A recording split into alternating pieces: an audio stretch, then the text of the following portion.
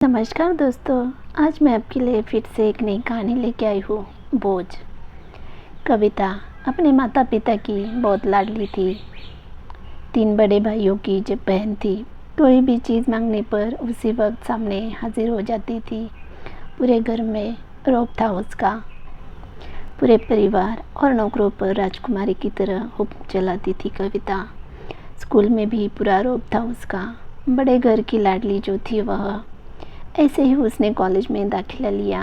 उसके ठाट बाट, बड़ी गाड़ी में आना जाना, हर दिन नया फैशन देखकर हर कोई उससे दोस्ती करना चाहता था। थोड़े ही दिनों में उसके बहुत से दोस्त बन गए।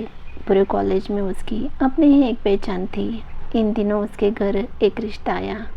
खानदानी लोग थे और पापा की पुरानी जान पहचान थी उनके साथ। कविता के साथ कोई ज़बरदस्ती नहीं थी, पर कविता ने फिर भी हाँ कर दी, क्योंकि वह अपने परिवार से बहुत प्यार करती थी। वह जानती थी कि वह लोग उसका अच्छा ही सोचेंगे। लड़के का नाम था राज। राज का भी पढ़ा लिखा और समझदार लड़का था। ससुराल वाले भी बहुत अच्छे थे। ससुराल में कविता की जगह वैसे ही थी जैसे कि मायके में। कोई भी कार्य कविता की सलाह के बिना नहीं होता था। सबकी लाडली बहू बन गई थी वह। फिर उसके घर एक बेटे का जन्म हुआ। राहुल कविता को जान से भी प्यारा था। पोता पाकर ससुराल वाले तो फूले नहीं समाते थे। कविता कभी कभी सोचती कि उसकी किस्मत कितनी अच्छी है।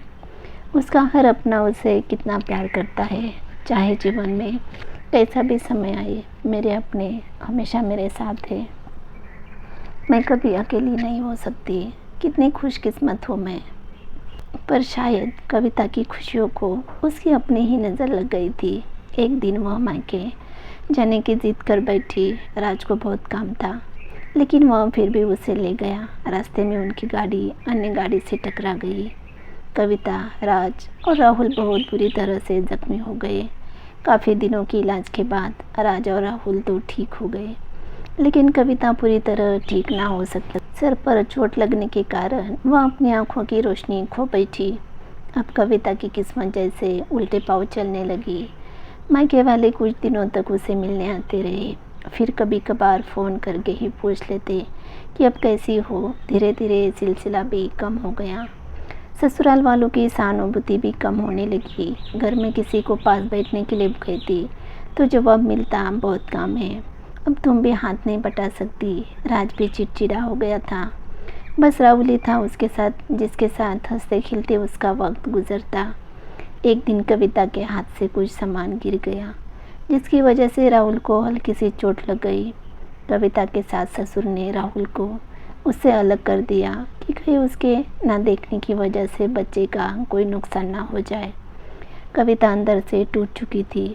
एक दिन उसने सबके सामने मायके जाने की इच्छा रखी तो राज उसे तुरंत मायके छोड़ आया, जैसे कि वह भी यही चाहता था, लेकिन राहुल को उसके साथ नहीं भेजा गया।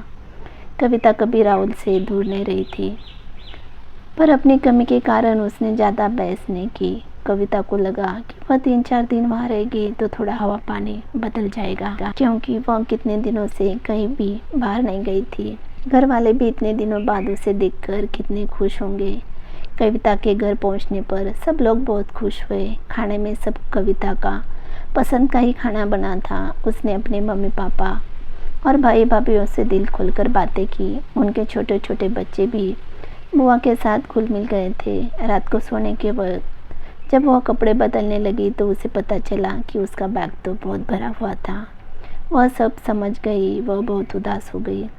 कुछ दिनों तक सब ठीक रहा था, फिर जैसे सब बदलने लगा, सबका व्यवहार बदल रहा था। वह लोग जैसे थक चुके थे उससे। सब लोग घुमा फिरा कर पूछने लगे कि राज कब आ रहा है उसे ले जाने। वह बहाना बना देती, जबकि वह जानती थी कि उस घर में अब उसके लिए कोई जगह नहीं। कविता से चलते वक्त कुछ ना कुछ नुकसान हो जाता। थोड़ी बहुत टोका टोकी उसे सुनाई देती, वह टाल देती। एक दिन उसके हाथ से लगकर एक कीमती फूलदान टूट गया। छोटी भाभी ने बहुत हंगामा मचाया। कविता के माता पिता रोज रोज के झमेलों से तंग आ गए थे। उन्होंने राज को खुद से फ़ोन कर दिया। राज कविता को अपने घर ले गया। कविता को अपने परिवार वालों से ये उम्मीद ना थी, जिस कविता के कहे बिना घर में एक पत्ता भी नहीं हिलता था, उस घर के लिए वह अब बोझ बन चुकी थी।